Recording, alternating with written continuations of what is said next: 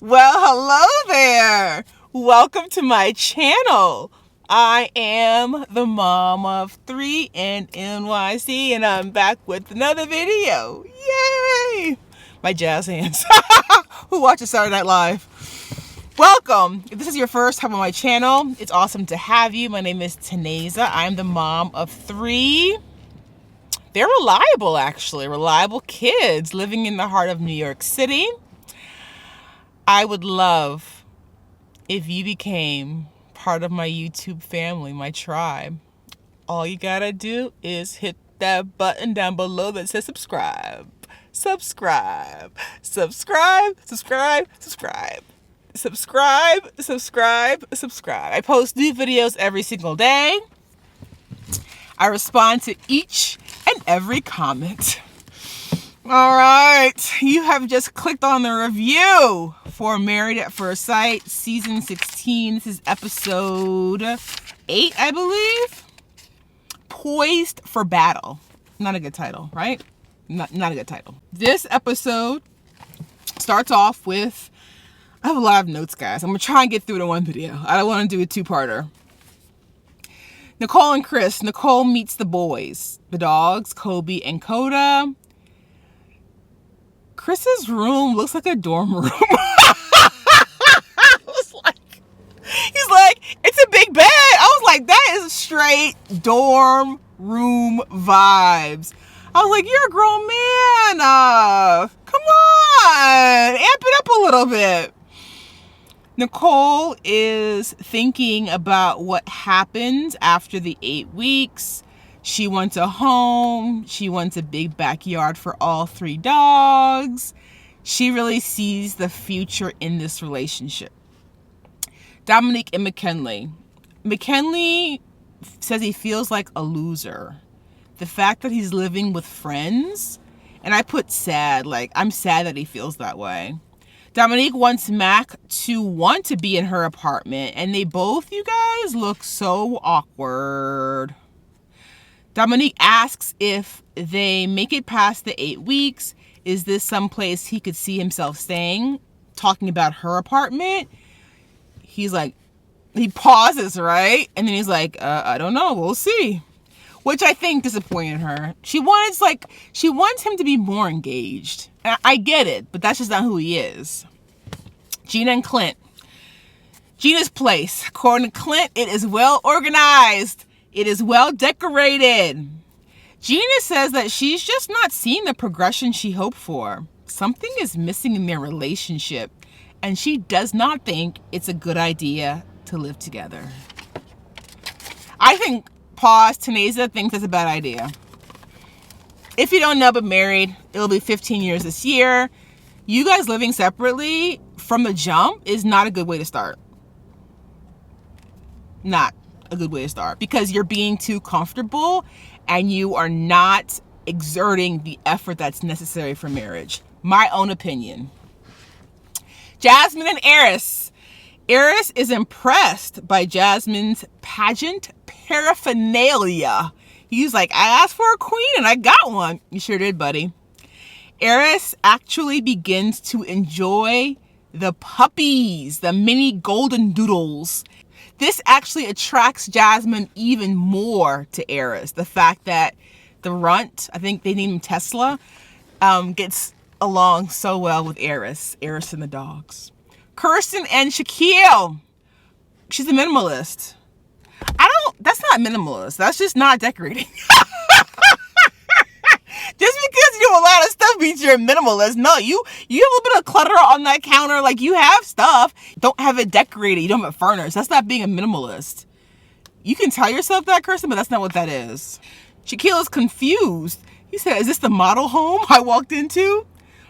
Kirsten's closet, and this is how you really know she's not minimalist, gave Shaquille anxiety. It really stressed him out.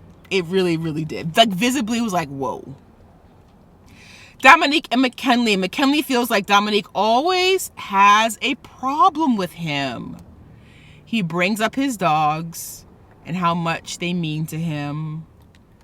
Dominique thinks and says out loud, which she should not have, if they're that important to you, his dogs, they would have been here.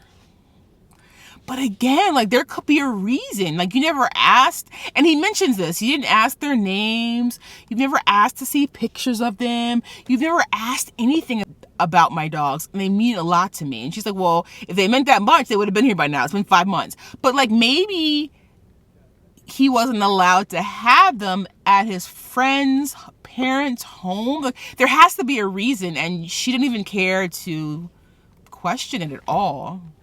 Nicole and Chris. Nicole brings Charlie to meet Chris's dogs. I think it was Coda and Kobe. Yeah, Coda. It's funny. Kobe. That's so funny. I had a crush on a guy named Kobe back in the day. Crazy. Side note, he gave me a Cabbage Patch Kid for Christmas one year, and I named it Kobe. It was a girl, but I named it Kobe. That's crazy. Time flies, you guys. Charlie comes to meet Kobe and Coda. They have a play date at the dog park. Kobe and Coda are a little bit wild. And Charlie's just like looking at them like, what's your problem? What's your problem? Gina and Clint. Clint offers to sleep in 2 separate bedrooms. He wants to give this relationship a shot. Gina is just not there yet. Like, who made that an option? Like, who made not moving in? That's part of the process. I was like, wait, you're supposed to get married. You're supposed to have a reception. You go on the honeymoon. Then you move in together. That's part of the process. I don't want to move in together. I don't feel like it. And I wrote here, I personally, before they met with Pastor Cal, Tenaza, personally don't think it's a good idea. It's only going to drive them more apart. Honestly, if Gina works as much as she says she does, I believe she does, they're going to have to cohabitate in order to spend any quality time together. Dominique and McKinley, my notes. I had such hope for them. I really did. They seem so awkward when they get back to the new apartment. Mac feels like he keeps compromising the excursions, the dog, but Dominique doesn't make any compromises. And it's so interesting how 2 people can see the same situation so differently. So Dominique feels like, well, McKinley feels like I'm making compromises. I don't want to go on these excursions. He said like one a month is enough, but he pushes himself to go on these excursions, and then Dominique sees it as me trying to pull it out of him, trying to make him want to be there. Dominique is choosing to not move in, and it's, you guys, this is the beginning of this is not a big deal. This is not life or death. It really isn't. It really is not. So she chooses not to move in, and then McKinley says, we both need our space. I think he said that out of hurt, just like Clint retorted to Gina out of hurt. I think McKinley is hurt that Dominique's not going to move in. Yeah, but he's obviously hurt.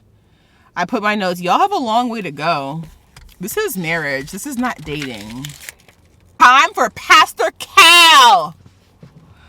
Jasmine and Eris. Jasmine is not Eris's type. He does find Jasmine attractive. It's just that Jasmine is more attracted to Eris than Eris is to Jasmine. Pastor Cal says, is there any physicality? Yes, we hold hands. There's skin-to-skin contact. It feels natural. Pastor Cal asks Jasmine, what do you like about Eris? His honesty, his work ethic. He makes sure she feels comfortable. Pastor Cal asks Eris, what do you like about Jasmine? These are good questions, by the way. He likes that she works with kids, that she's close to her family, and she's a real go-getter, multiple streams of income. So Eris does see the value in Jasmine. Jasmine wants to be desired. And as a wife, I get it 100%. As a woman, I get it 1,000%. You want to be wanted by your partner. You all matched me what I needed. Gina and Clint, Pastor Cal time. Pastor Cal discusses the slender versus the ginger. They are derailing and sabotaging each other, which I agree with him, by always focusing on what's wrong. Not living together. Pastor Cal said what I just said. That's not right. A step in you not being together. He said, call it what it is. It's a step in you guys not being together. And Pastor Cal asked them outright, do you guys want to get divorced or not? Like, is this the end of it? Is this the end of it? Clint is committed, wants to continue. Gina is not one to give up. When she said that, I was like, this is not organic chemistry. This is not microbiology. This is not a really, really hard class you refuse to withdraw from. You're going to just fight it out and get that, hopefully, that C+.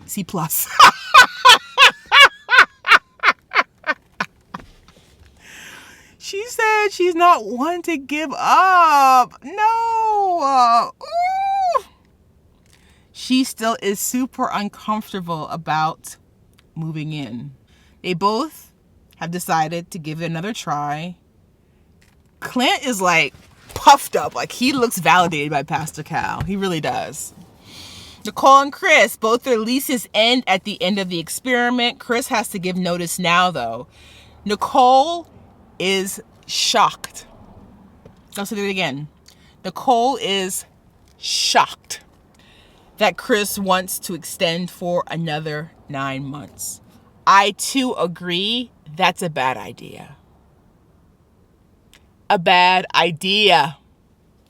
Oh, we want to find the perfect house together. No, it's a bad idea. Nicole is right. It's going to feel like dating. Kirsten and Shaquille, they stood with Pastor Cal. Their families got along so well at the reception. It was like a family reunion. And Pastor Cal made a really good point about the only like squabble they had in their honeymoon relating to how much he plays around in his sense of humor. And Pastor Cal said, I've been married a long time. My wife thinks that my sense of humor is not so cute.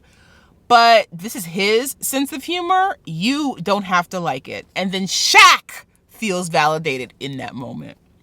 Pastor Cal asks, is there chemistry? Kirsten says, not really. No. Shaquille's like, there's some. You lay on my chest at night, don't you? I give you a good night kiss goodnight, don't I? Pastor Cal explains to Kirsten that your needs, desires have to be communicated. Otherwise, he is responding to what you're feeling. He thinks that you need to trust him and that they are a perfect example of a power couple. What was that look, you guys? What was that look that Kirsten gave Shaquille at the end of the segment? Like, was she mad at him? I was like trying to decipher, what was that look? What did that look mean? Nicole and Chris, Pastor Cal comes in. You guys look great. He's heard great things, I'm sure, from the producers. You have to start acting like you're going to be married together forever. Nicole agrees with Pastor Cal about not extending their leases, but she does not want to rock the boat, she says. Nicole bragged about, being so forthcoming, so forthright, so up in your face, but she's really not being that right here. She should express what she feels about the leases. People's egos really are getting in the way here. Pastor Cal asks, why do you ask him every day if this was decision day? Why? If that was me, if I were Chris, I would be so like the pressure of that every day. Like, you're gonna say yeah, right? I mean, she doesn't care though. She's gonna keep asking. Nicole doesn't care. We'll continue to ask. We find out they've been intimate.